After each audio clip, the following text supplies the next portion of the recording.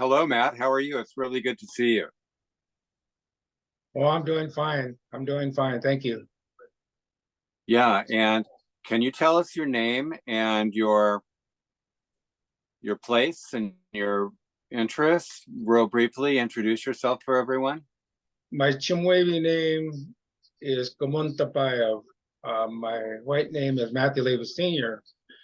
I live on the Chemehuevi Indian Reservation with my family, and I've lived here since 1977. And give a little bit of history of the Chemehuevi tribe. We're a young tribe with barely getting our recognition in 1970, and it's been an uphill battle ever since. And the Chemehuevi Indian Reservation is located on the Colorado River in eastern San Bernardino County at Lake Havasu, 35,000 acres of desert scrub land, as well as 30 miles of shoreline along the Colorado River. And I've worked here for many years as a game warden for the tribe, and also as a council member and as a chairman, and did quite a number of other things environmentally and culturally, and establishing the wildlife program and codes and rules and regs, etc. But we came into hostile territory here in this reservation because there was hardly any or no Chemehuevis residing on the reservation, and we were inundated by non-Indians residing on our reservation that along our shoreline, as well as the federal government allowing a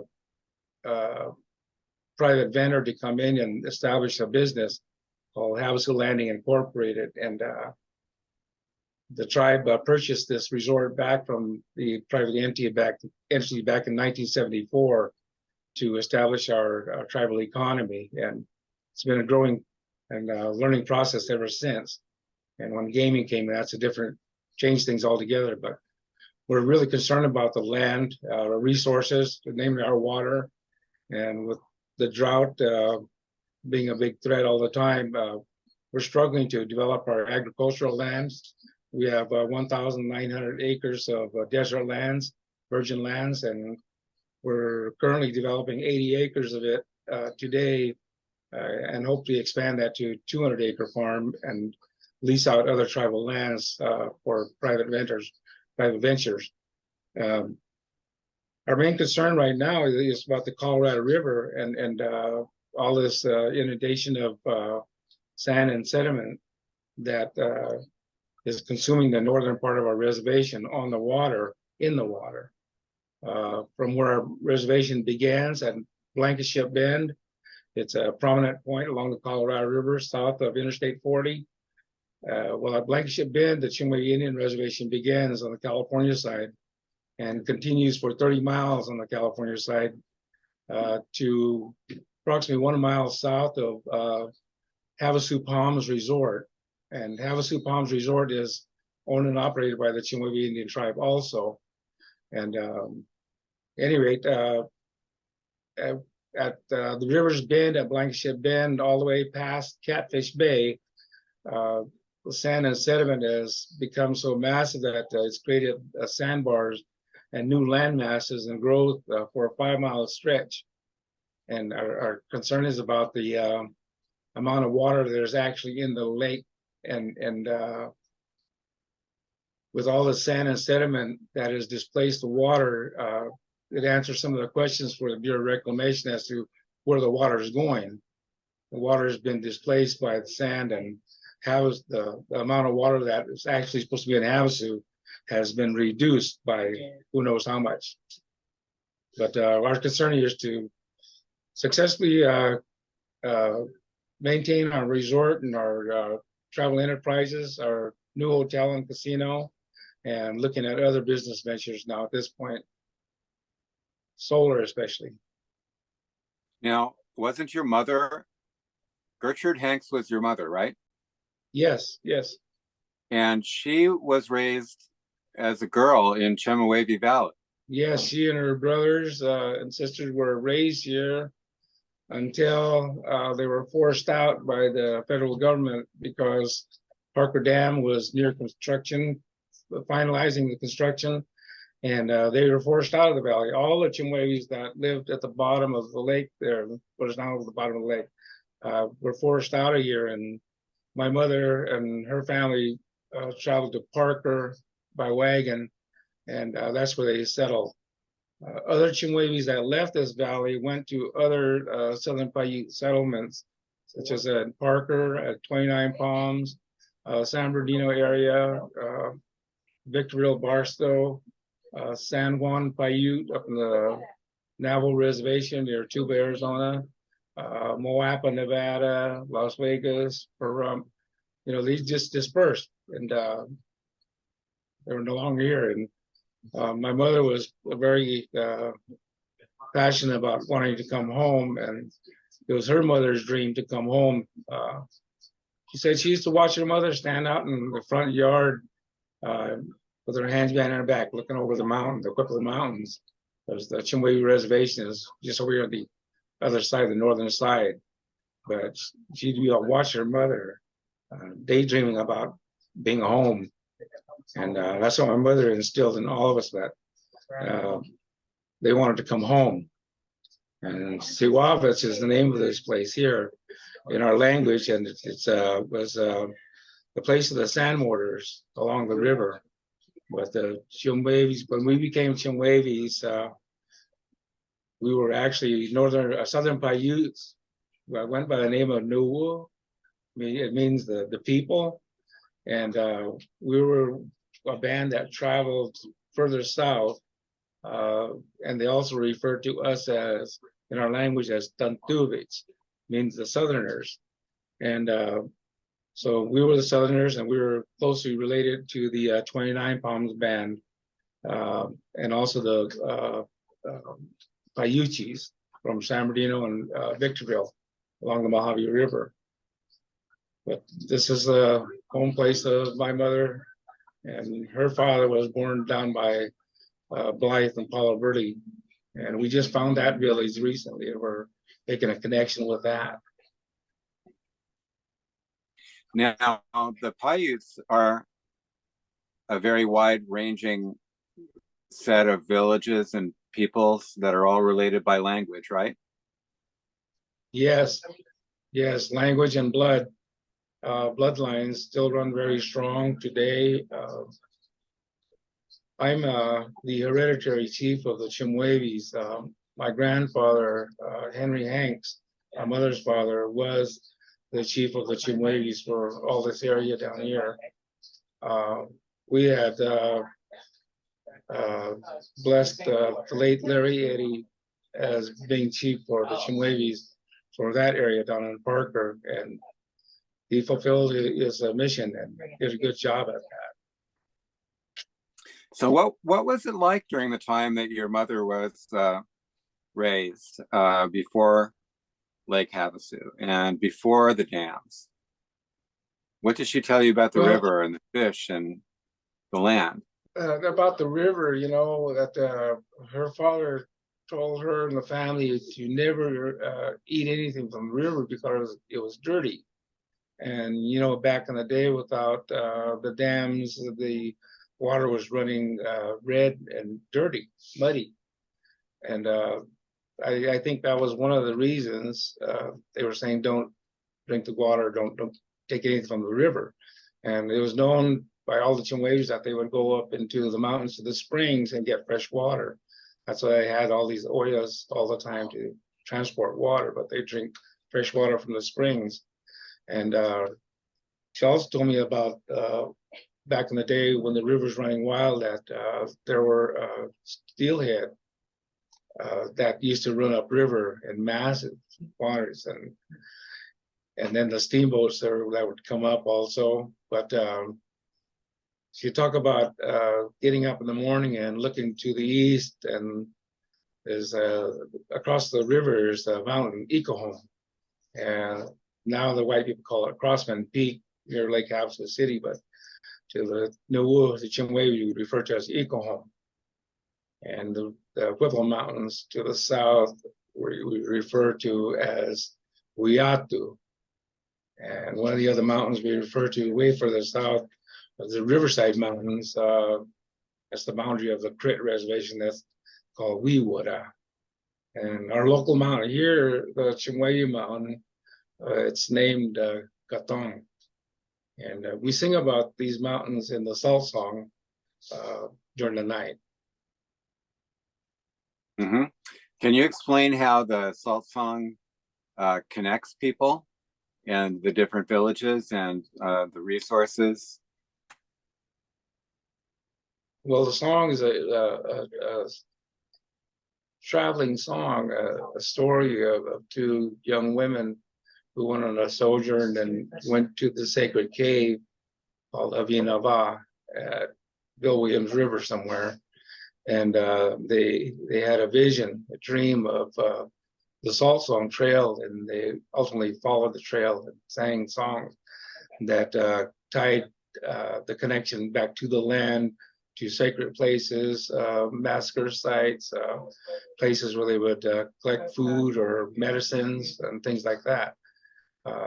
Salt was one of the main commodities that our people used to use in trade and bartering. And there were different qualities of salt from different areas. And nowadays, you think about salt, you wouldn't think of it being as a rocket fuel oxidizer and contaminating the river. But, you know, that's what happened with man's playing God with salt. But anyway, the salt song started in the Bill Williams River and traveled north, came to Chemehuevi Valley, then went north along Colorado River and doubled back, and then doubled back again to the Wallapai reservation territory and through the Wallapai Valley, and then over on through the Wallapai Reservation there, where they crossed the Colorado River, and up into the Kaibab Plateau, and visiting all the different villages, NuWu, Southern Paiute villages from the Nevada-Utah border all the way up to mid-state, and it'll traverse to the east, sweeps right to the west, and makes a big loop down to the St. George area, to the Shivwits, and then enters down into the desert to Moapa, Las Vegas, Ash Meadows, and Pahrump, and areas like that. And at midnight, we sing the parting songs where the sisters parted. One went north, one went south, and the song continues down into the Mojave Desert and all the way to 29 Palms area, Barstow area. One thing I didn't mention before too is the song did go to the ocean. We think it may have gone to Chumash country near Santa Barbara. But in the song, they sing about going to the ocean and seeing the ocean.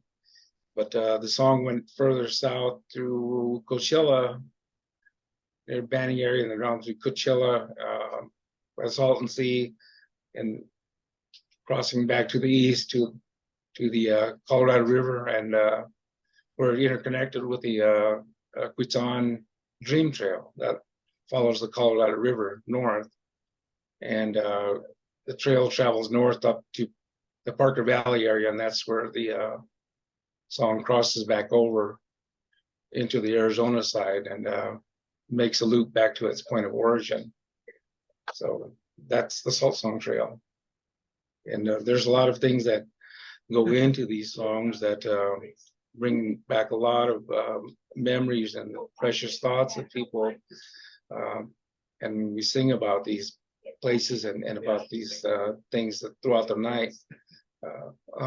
Over 140 songs that are sung from sundown to sunup. And we always try to finish up before the sun rises, because the spirit has crossed over into the spirit world by way of the Milky Way. And when we sing the last four songs, that's what we're doing, is singing and telling about what that individual that had passed is telling us in the song, seeing family and things of grandeur that it's overwhelming. They're happy, they're crying, and it's a happy ending. So that's the Salt Song. So one thing I've discovered is there was primarily for healing of our people, so they wouldn't be stressed out with all this anxiety and the emotions. You know, you go there to have a ceremony. The ceremony, Salt Song ceremony, is actually called a cry in our language, a yagap. Yagap is the cry. You know, that's what they go to do. And I always wonder, why do they cry? And until I finally realized why.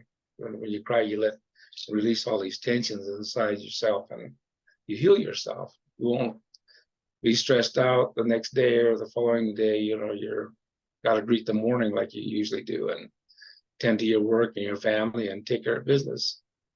So that's Salt Song Trail Project, and what we brought back to the people, and helping bring creation back together, I guess. Mm-hmm. Now, you have a position with the Native American Land Conservancy. So how does that organization help your Chemehuevi cultural perspective and to protect the areas that are important to you? Well, I'm very proud to be one of the founding fathers of the Native American Land Conservancy. We formed in 1998, but prior to that, the 29-pound band of Mission Indians, namely the Mike family, have been inviting me out to the Spotlight 29 casino, their establishment, and we would have a cultural meeting with the Kauias, Chemehuevis, and Serranos, and they were grasping for culture, because the 29-pound band had become so caught up with culture westernization that colonization had changed them entirely, where they don't have any connection. They did not have a connection with the culture. For all they knew is they knew about who we were, knew little about the language, and beyond that, everything else that they knew about our people was what they read about. So they called upon me to come and tell them about the Chemehuevis here and our connection with them. And you know, ultimately this led to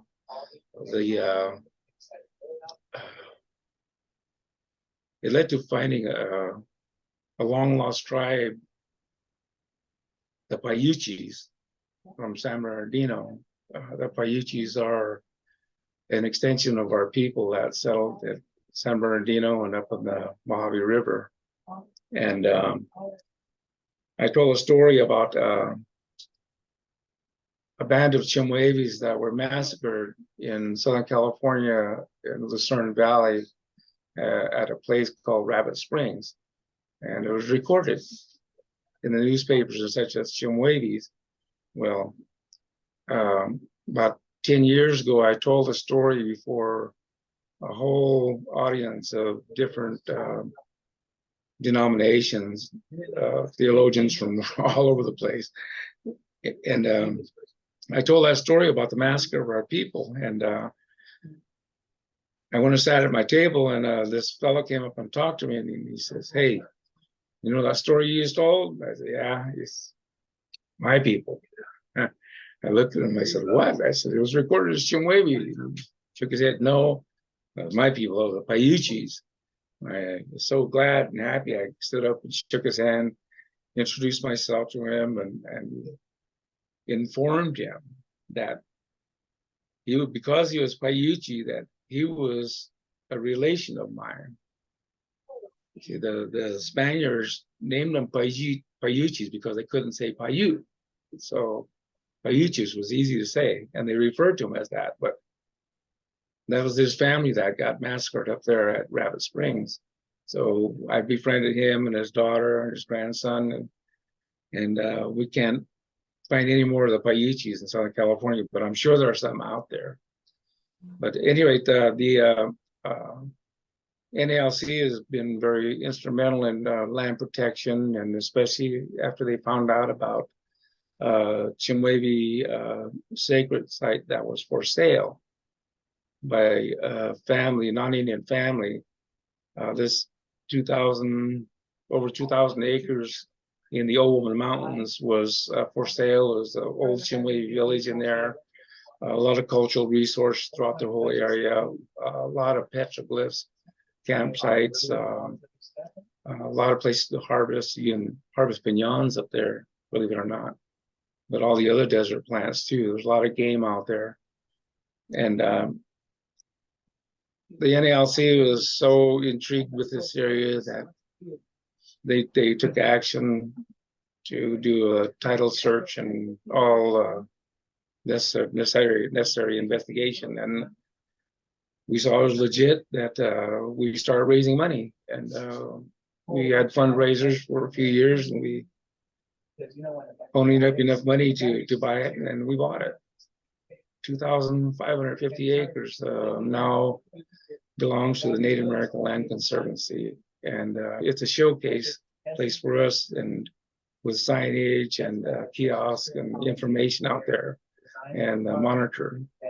And before this place is out of control, whoever had a rifle or the ability to travel out there would go out there and just shoot up the place. And places loaded with chakawallas, and that was one of the favorite targets of these novice or professional gunslingers out there.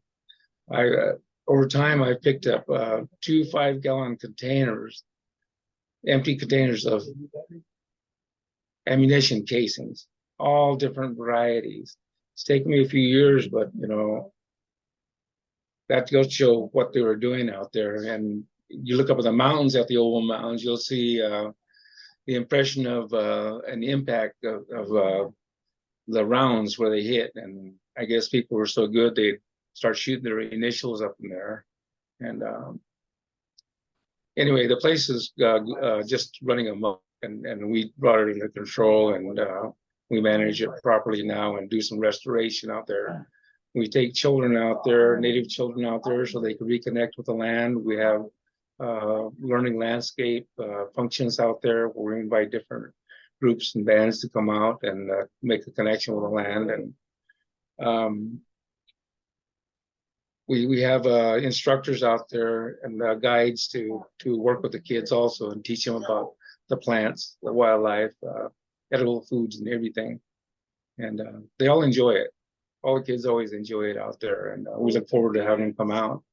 But NALC was such an aggressive organization that, these other issues started coming to our attention. I had befriended a non-Indian landowner, one of the landowners, of property on the western side of the Old Woman Mountains, beneath the statue, as a matter of fact. And NALC board members were invited out to talk and meet with them and to check out their area. And Sean Milanovich, board member, and Jeffrey Johnson, who was the monitor at the Old Woman Mountain property, we went out and visited with these folks and got an education as to the things that are on the other side of the mountain, but they certainly connect with the eastern side of the mountain too. And I had never known that there was a mesquite bosque on the other side, but there is. And so where there's mesquite, that's food, that's sustenance for our people, and as well as wildlife. But we befriended these folks, and they're avid hikers and adventurers, and come from different professional backgrounds, and they've hiked the whole mountain. And they're the ones who told me about all these springs, and they've GPSed all these springs. And back in the day when they found a lot of these springs, many of them were still running. And for everybody's information, when we first purchased the Old Woman Mountain properties, we had 3 springs that were running there, and now they're all not running. And we attribute this to the extraction of water that's been taking place since 1983 from the Cadiz Water Inc. project. Mhm. When Well, I was going to get into the that issue, because this series on the radio that we're doing is called Creative Frontline, and we discussed it as being a way to discuss all of the mining that's taking place in the desert, which seems to be having a big impact on communities and people. You know, gold, uranium, lithium. So what do you, and the impacts to the water is certainly one of the concerns. So what do you think about all this going on? well, water is the most precious commodity for the whole world, and it's been abused, overused, contaminated for damn sure. And I just did a presentation at San Diego at the Climate Summit when we showed a video that I had worked on with the Sacred Places Institute for Indigenous Peoples. And we had a Q&A after, and I was explaining to everybody about the contamination in the river. And when we were made aware of the Ward Valley, the proposed low-level nuclear waste site being located at Ward Valley, we got defensive because of the threat of the contamination to the aquifers, which ultimately led to the Colorado River. And it was proven by a U.S. geologist that there were 5 different paths that could be taken from the Ward Valley if there was some type of contamination or leak that got into the aquifer, that this contaminants could have reached the Colorado River. And this was all low level and some high level nuclear waste.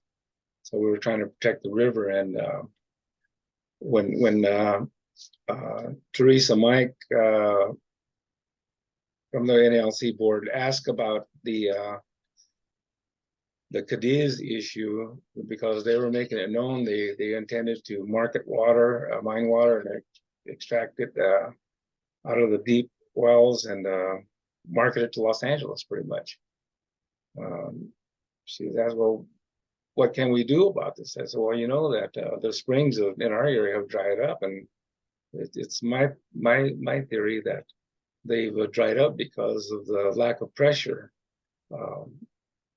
And lack of pressure is because it's being pumped out of the ground 24 hours a day at Cadiz. Since 1983, the Cadiz Water Inc. formed a farm out there, and there's a 5,000-acre citrus farm in Cadiz Valley there, and this is west of the Old Woman Mountains and west of our properties up there. Well, since they've started extracting all this water, a lot of the springs have dried up, and now there's a threat to market water even more. One thing that had happened is when Cadiz first decided they were going to market water, they approached the Trump administration with this grandiose plan to market water to Los Angeles, and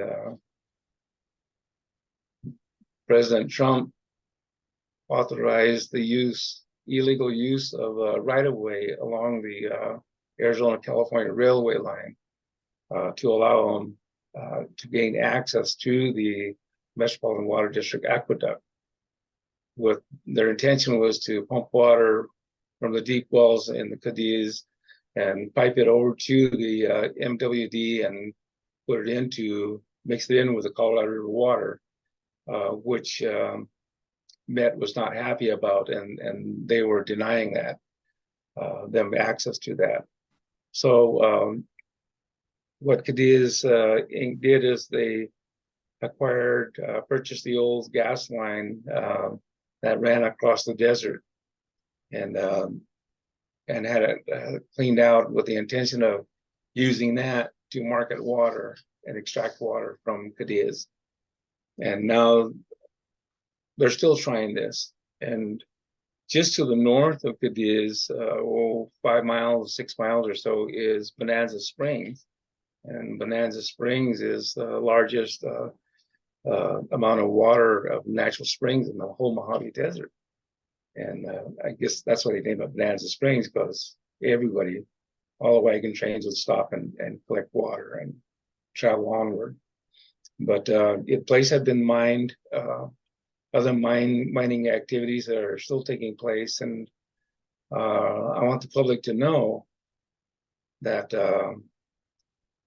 by us preventing and stopping the Ward Valley, that stopped potential contamination with hazardous nuclear waste into the Colorado River. Okay, but also want the public to know that in the early 80s, when the Bureau of Land Management developed their desert conservation plan, it was an open invitation for all type of mining activities. And here in Chemehuevi Valley, there was a company that came in. It was named Marcos Mining, and they were intending to mine in Chemehuevi Valley near Highway 95 and at the bottom of the wash along Highway 95 on the western side of the highway. They were planning to put the world's largest open pit gold mine. And they were also planning to use cyanide leaching for extracting gold. And Chemehuevi Indian tribe, and I was representative of the tribe, I argued before the powers that be that it's always been told to us, the oral history, traditional NuWu history, that underneath Chemehuevi Valley is a large underground lake. And we know it's there because we see the water that comes out at the spring at West Well at Ohio. And that's leading into the Colorado River. So water is still traveling beneath the ground and still interacting. And people never realized that high-level nuclear waste would be able to travel in the water, but I understand that a year after the federal government stopped doing nuclear testing, underground testing, that they had discovered that radioactive nuclides had traveled a mile in the water from where the last blast took place. So to me, that was evident that these things are going to migrate in the water. And also about contaminants migrating in the water at Beatty, Nevada, the same company that was proposing to do the low-level radioactive waste dump here at Ward Valley had an ongoing operation at Beatty, which was leaking. And that aquifer was leaking contaminants into the stream that led into the town of Beatty, thus contaminating their water. So it's already been proven that, you know, all these things can travel and migrate in the water. So you can put two and two together and think how long would that had taken to get into the aquifer and get into Lake Matthews in Southern California. Right, because the Colorado River is one way that Southern California gets drinking water. Isn't that correct? That's correct. And they're looking at other ways of extracting other waters, but the Native American Land Conservancy is on a mission to protect all the springs in Southern California. And we've been locating and identifying springs that have cultural significance, Native American occupation, sacred sites, and things like this. And I'm very proud to say that we are moving forward with the acquisition of a spring in the Tehachapi Mountains. And who knows, maybe another month or two it'll be in our possession, I hope. Well, you were But there are a number of mentioning other. the Kauai people as being related to the Chemehuevis, and you said that they're up in Tehachapi, or historically. So, can you tell me a little bit about the connection there? Well, the language connection is very strong because the way that I heard them speak is the way our people over here along the river, the Chemehuevi, speak, the same dialect. But if we go north to southern Nevada, the dialect changes a little bit. But Mm. the Kauaisus are related back to us because of the NuWu traveled all throughout that area, and they went into the Tehachapi Mountains to seeking shelter, refuge. And the same with Mhm. the Chemehuevis and Southern Paiutes that settled out in the desert at remote areas. They were seeking sanctuary, refuge, trying to survive. Because Mhm. you got to realize, what was happening back in the 1850s with the payment of the scalps from non from Indians by non-Indians, being compensated by the federal government and the state of California.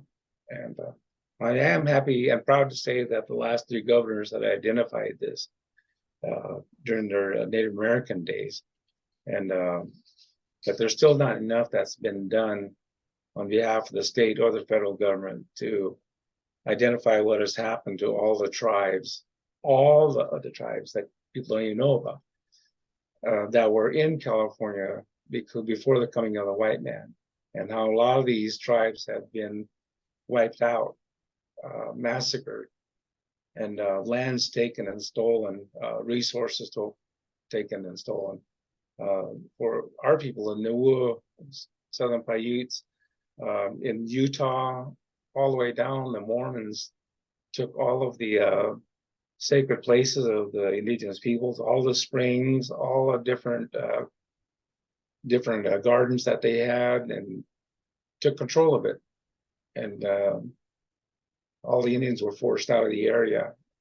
And I think our people were forced into the desert just trying to stay ahead of the encroachment. We're looking at death and destruction by the Christians, as well as by the Mormons, as well as by the federal government, as well as by who Mhm. else?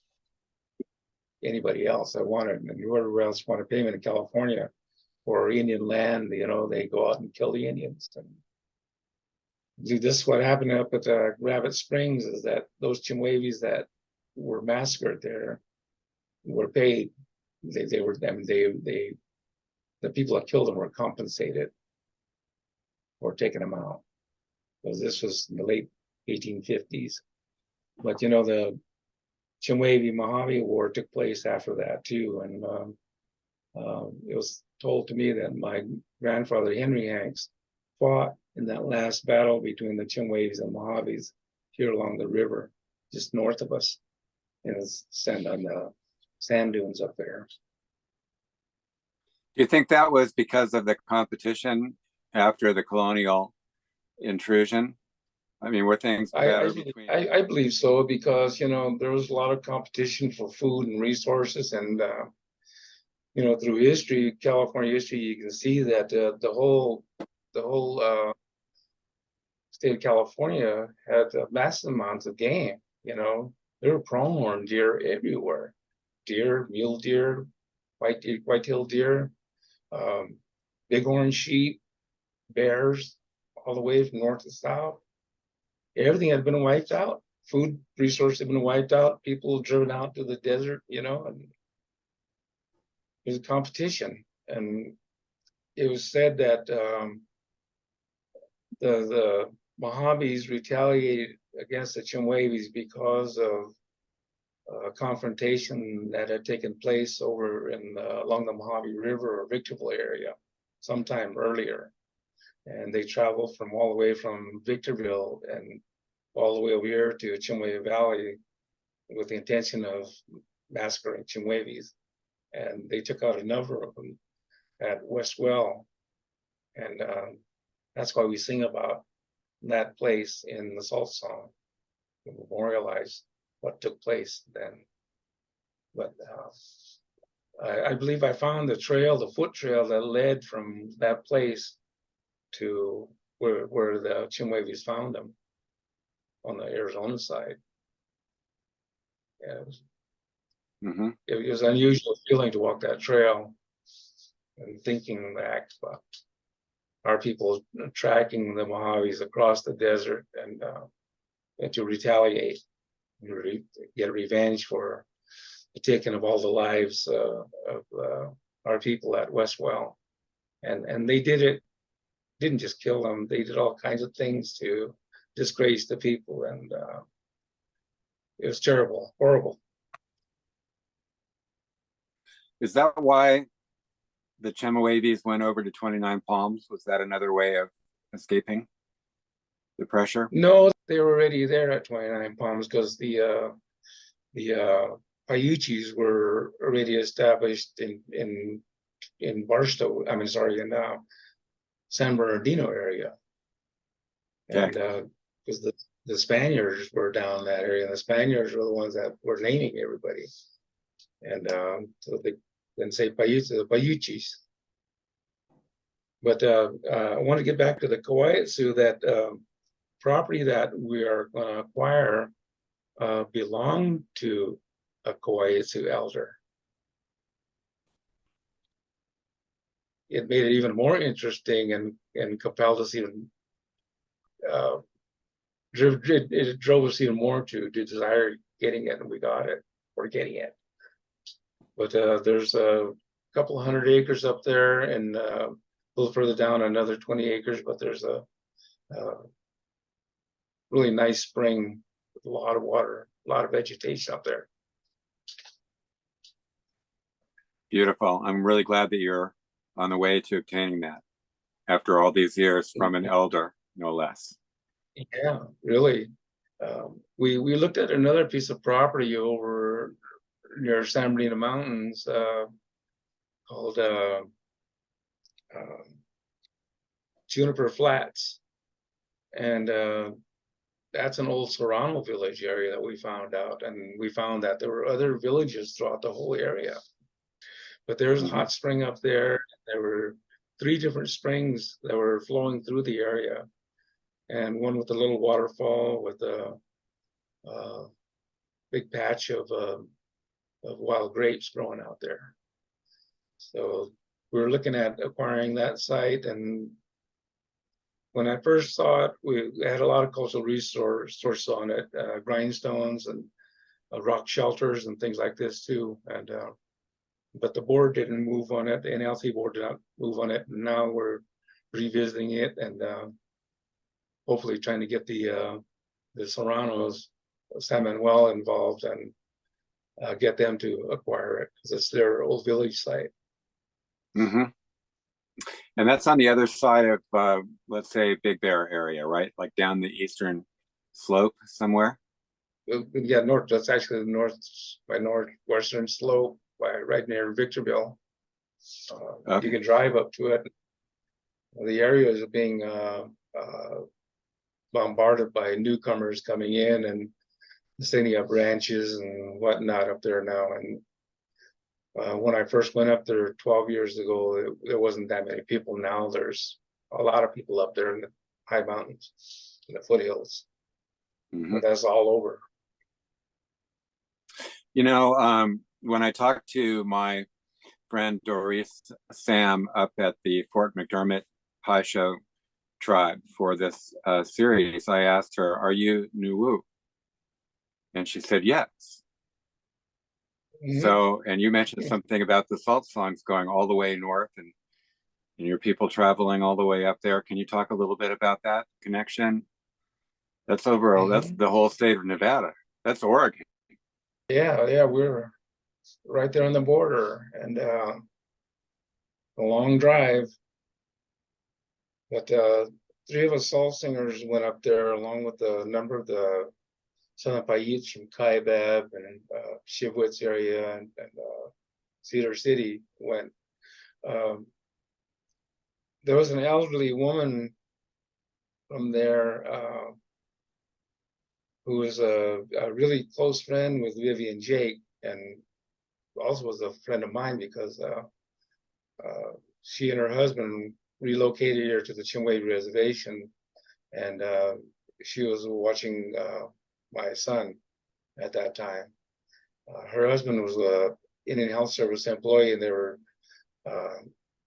looking for water, fresh water up here, so they're sinking wells around here. So I got to meet them. That was Mr. Bacon and his wife.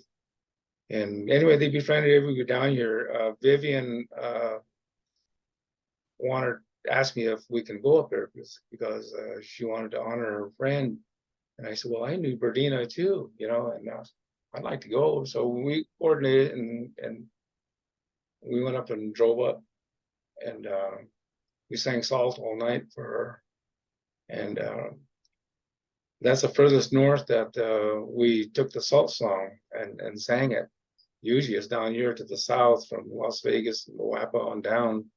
But that's the first time we went all the way up there to honor her and show her respect for our connection with her.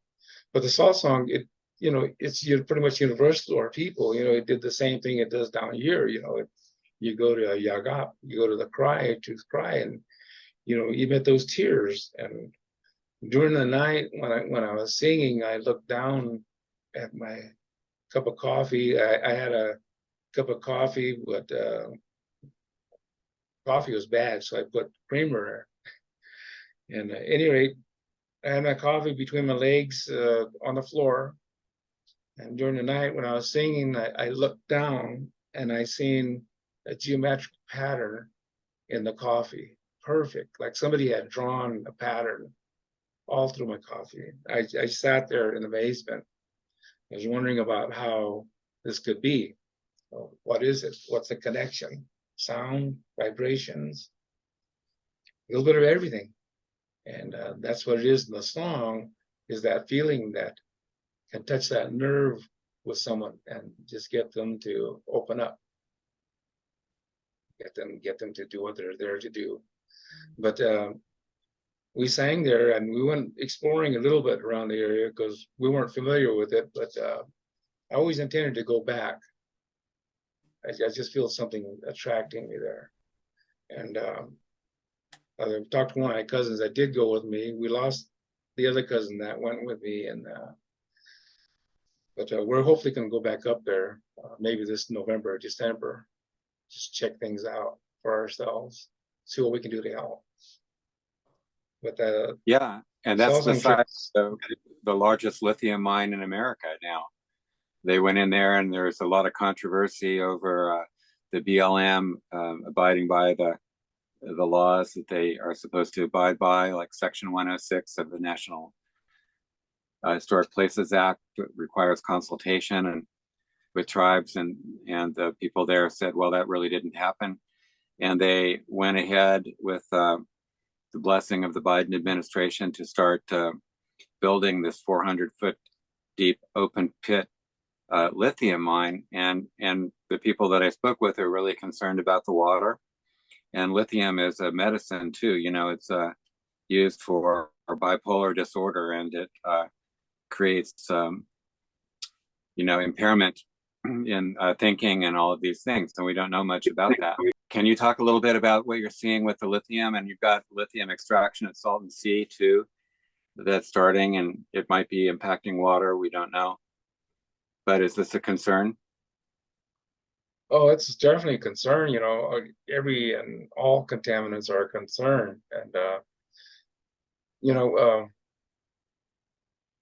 in throughout the 80s,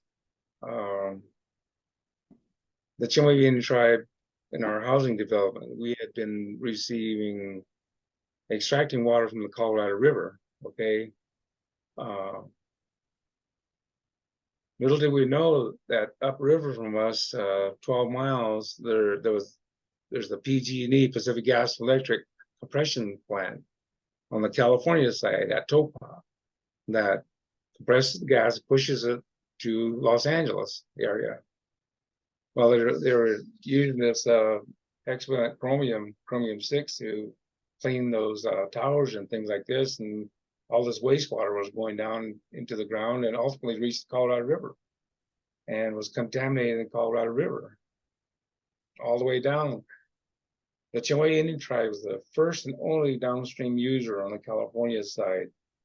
And we were extracting this water. It was being filtered and run through a process. But at that particular time, we had a high rate of thyroid cases amongst our membership here. Well, when I became chairman of our tribe in 1993, that was, I brag about this, but that was my first great act, was to get away from extracting Colorado River water and sink wells on our land.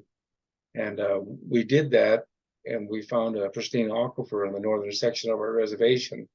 And that's where we get all of our water now. And it feeds our entire reservation at this point, except for agriculture. That's separate. That's raw water. But this is water, bottled water quality water. And since that time, all those thyroid cases that we're having, they all went away. Indian Health Service just kind of walked away, turned their head and walked away from it. But you know, they had a responsibility here too, because they were the ones who were processing this water for us that was being taken to the lake with a prototype filtration system called the QUINONE system, and we were being experimented on. In my opinion, we were being experimented on by the federal government with this water extraction and filtration system that wasn't working. It started out small, and next thing you know, they get bigger and bigger and bigger, with all these other components being added to it, and it still wasn't working until we got away from drinking Colorado River water directly. And yeah, chromium-6, anyway, wasn't that part of the Aaron Brockovich story up in the Central Valley? Exactly. Wasn't that the problem with water? Exactly. And but you know, nobody really paid attention to that. And after that was the that big explosion that took place in Henderson, Nevada, at the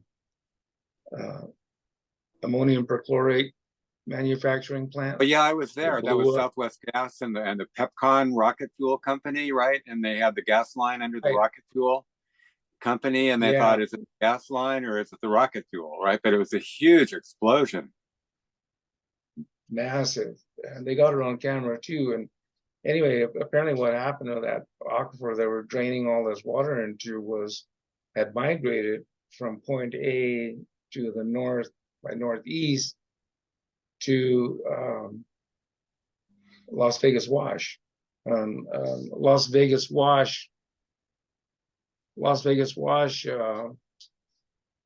picks up, is the wash that the drainage from the Las Vegas sewage treatment plant flows into.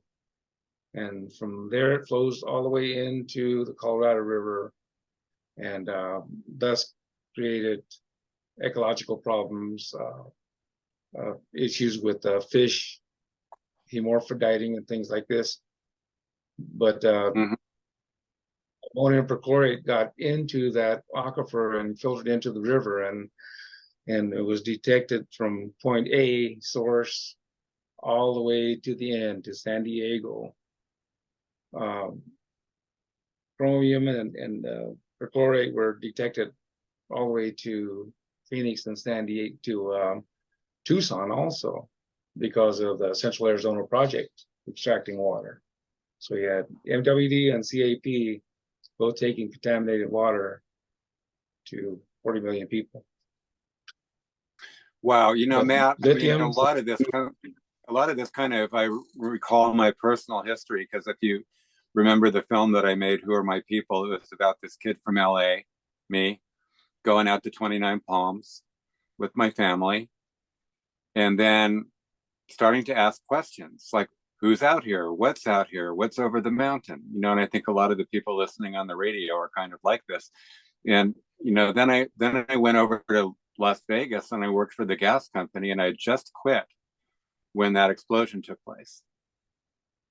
So I'm just recalling all these things from a different perspective, from the non-native perspective and, the industrial perspective of working for a big company like that. And now you're filling me in on what actually happened, and I'm just blown away, really, honestly. I was a whistleblower to the US EPA on that issue. And I was employed by the Chemehuevi Indian tribe through our EPA, and I read this in the paper, Arizona Republic paper, about the contaminant. What? Wow. And come to find all that out, and my boss told me to run with it. Do what you have to do. So I started making all the calls, and the federal government calls for that huge meeting in Henderson, Nevada, and I went up and spoke and introduced myself as being the whistleblower and bringing this to everybody's attention because nobody was thinking it was serious. I remember. In Yuma, Arizona, and the Arizona Republic paper, they showed this farmer running off the field here with a hoe and had a cell phone in his hand. Houston. Oh, beside him was all these lettuce firing up into the sky with all this rocket fuel oxidizer. And he's on the phone running off the field. Houston, we have a problem. That was funny. Well, there's a lot of things that the bigger, American society doesn't think of or that aren't proven. And then, when you're on the ground or by the river, you see, you're looking at the fish every day, and you're not sitting in an office like some of those guys and women. Yeah, because of the amount of sediment that's coming downriver, our bays are being filled in with sediment, and thus the bottom is rising. And because of this, it's allowing the photosynthesis to take place, and this bad algae, the microthystis algae, to intensify and grown like crazy up here in Catfish Bay. And when it's in full bloom, it stinks, smells like a damn sewer. And when we pump our irrigation water out of Catfish Bay up to the mesa, we bring that smell with it too. So it smells like a sewer up there. But it's allowing that microthystis to grow in areas that never used to. And, there's been changes to the marine life. Also, we had fish die off here at Havasu years ago, about 10 years ago, maybe. The bottom feeders, a lot of carps and everything were popping up. And next thing you know, we had these leeches coming out from the bottom of the lake and things like this. And you wouldn't think they're out there, but they're out there. You'd be sitting on the shoreline with your legs in the water. Next thing you know, you look down, you have some little leeches on your leg. Mm-hmm. Well, you recently spoke at a climate conference in San Diego and also at the Indigenous Pioneers convention, which just took place in Palm Springs, Rancho Mirage. Was that hopeful for you? Did you make any connections, or were you, glad that people outside the area were paying attention? How did that go? Well, I did not make the Palm Springs event. We came straight back home from San Diego, my son and I, and that was a really enjoyable trip with him too, because our minds were thinking the same, and we're looking at the landmass and the drainage of the Colorado River and the massive delta areas that were created all the way down to the Gulf of California, and thinking about the Colorado River and its health. And we didn't get a chance to go over there to Palm Springs. I wish I could have had time, but I could barely make one trip a month, because of my health and everything, and I got to get out and come home. But they received the message loud and clear of what's going on. I've been getting a lot of calls, and people are really, really interested in the documentaries that we worked on, sharing our concerns about cultural events, water, drought, the sacred sites, and the necessity of getting the word out. And by God, the word is getting out, but we have to start walking the walk and talking the talk. And people are finally catching on, that go with it. You know it's right, you feel it's right, go with it, and try to make something happen. Bring it to people's attention. And that's one thing that we did with the NALC. We go on a massive campaign, and people are looking up to us now. And we can't help everybody, but we can help as many as we can. And that was one of the reasons why the NALC wanted to create the Native Land Trust Council, another nonprofit organization to bring together all the different Indian nonprofit land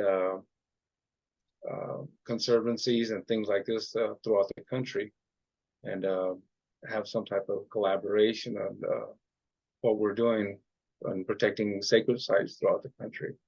Because we all have different techniques and different ways of doing things, and we want to share our knowledge with the masses of Indians who would like to get into this but don't know how, or don't know what they should do or how they should approach this. And we can now give them some guidance and direction, and show them how to create their own land trust and get a nonprofit status, etc.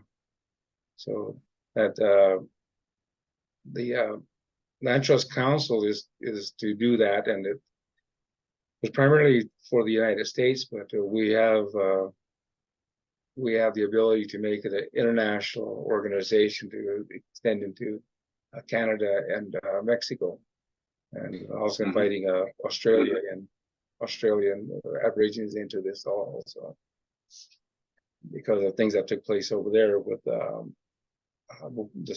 schooling and taken away from families and whatnot. But the Pioneers organization is a fine organization. I know that Cara Romero has been doing a wonderful job there, and she has been spokesperson for the Rights of Nature organization, which is growing and getting people's attention because of the rights of all the critters and creatures out there. What they don't have the ability to do is speak. We pretty much act for them and talk for them, and that's what we do through the NALC. Is there anything else that you would like to share or get across while we're here? Yes. A lot of people are calling and asking about the Salt Zone Trail project. What is the status? And I've been grappling with this for a few years since Vivian and Jake passed, and it's hard to bring people back together again, because all the other tribes have formed their own little Salt Zone Trail projects and are researching their areas, their geographic areas where the song travels through.